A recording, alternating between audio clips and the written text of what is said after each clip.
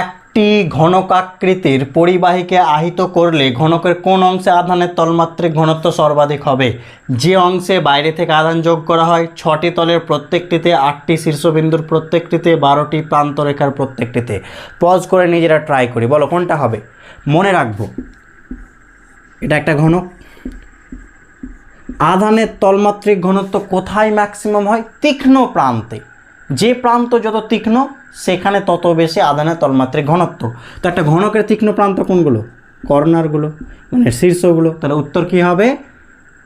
8টি শীর্ষবিন্দুর প্রত্যেকটিতে। দেখো 1 2 3 4 5 6 7 8, এই যে 8টা শীর্ষবিন্দুর প্রত্যেকটিতে। নেক্সট, আহিত পরিবাহীতে আধান বেশিক্ষণ ধরে রাখতে হলে তার আকৃতি হওয়া দরকার গোলাকৃতি, শঙ্কু আকৃতি, ঘনকাকৃতি, সূচিমুখ বিশিষ্ট যে কোনো আকৃতি।